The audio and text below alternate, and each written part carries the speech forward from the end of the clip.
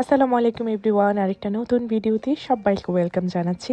আজকের ভিডিওটা মেইনলি হচ্ছে ঝড় তুফানের দিনের ভিডিও। গতকালকে যে আমি রিলস শেয়ার করলাম না, যে জাপানে আজকে ঝড় তুফান হবে আর সেই জন্য সুপাতে কিচ্ছু নাই, সব নিয়ে গেছে শুকনা খাবার আর কি। তো বাহিরে দেখলাম যে ঝড় বৃষ্টি শুরু হয়ে গেছে, যদিও তেমন কিছু না। সকালবেলা নাকি অনেক বৃষ্টি হয়েছিল আমার বোন বলল, আর এখন অনেকটা কমে গেছে। আমি আবার দোয়া করছি যেন ওয়েদারটা একটু ভালো হয়ে যায়, কারণ কালকে আমরা যাব ঘুরতে। হ্যাঁ, কালকে আমরা 2 দিনের জন্য ঘুরতে যাব। তো সেই জন্য চিন্তা করছি যে যদি এরকমই থাকে তাহলে কেমনি কি এত দূরে যাব, ওয়েদার ভালো না থাকলে তো হয় না।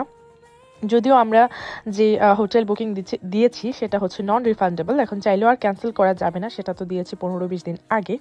আর এই তো ঘোরাঘুরির জন্য আমার বোন হচ্ছে ওর হেয়ারটা রিবন্ডিং করছে, আমিও করেছি। তো একটা ক্রিম কিনে এনেছিলাম, সেটা দিয়ে হচ্ছে ও আর আমি মিলে করেছি।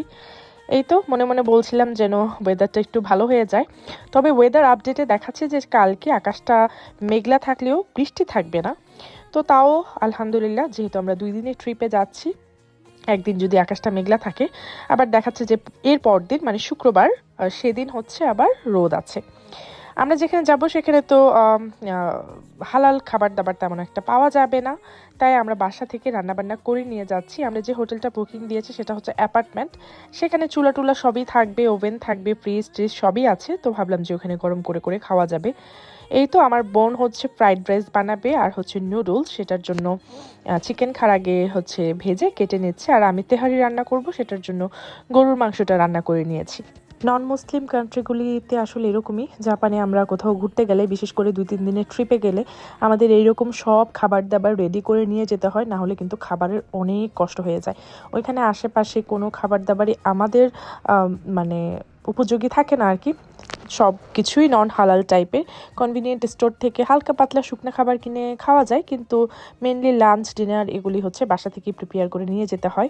এই তো আমার বোন হচ্ছে আবার হচ্ছে ক্রিমটা লাগিয়ে নিয়েছে, সেকেন্ড যে ক্রিমটা এটা। আর বিকেলবেলা দেখলাম যে সুন্দর রোদ উঠেছে, মানে ঝড় তুফানের পর যে একটা রোদ উঠে না, ওই রকম আর কি। দেখে তো আমার মনটা ভালো হয়ে গেছে, যেহেতু কালকে আমরা ঘুরতে যাব। আর এই তো এখানে আমার তেহারি রান্না করাও হয়ে গেছে। রাতের বেলা আমি সব কিছু গোছগাছ করে, এই যে দেখেন ব্যান্তো আকারে কোনটা কোন সময় খাবো, এগুলো সব কিছু রেডি করে ফ্রিজে রেখে দিয়েছি। সকালবেলা শেহরিচের বাবার কাজ হচ্ছে এগুলো সব কিছু গুছিয়ে নিয়ে নেওয়া। এই টাইপের কাজগুলি আমি শেহরিচের বাবার উপরে ছাড়ি, কারণ কোনো কিছু মিসিং হলে যেন আবার আমাকে বলতে না পারে যে তুমি ওটা নাও নাই। সব কিছু গোছগাছ করে নিয়ে নেওয়ার দায়িত্ব হচ্ছে তার।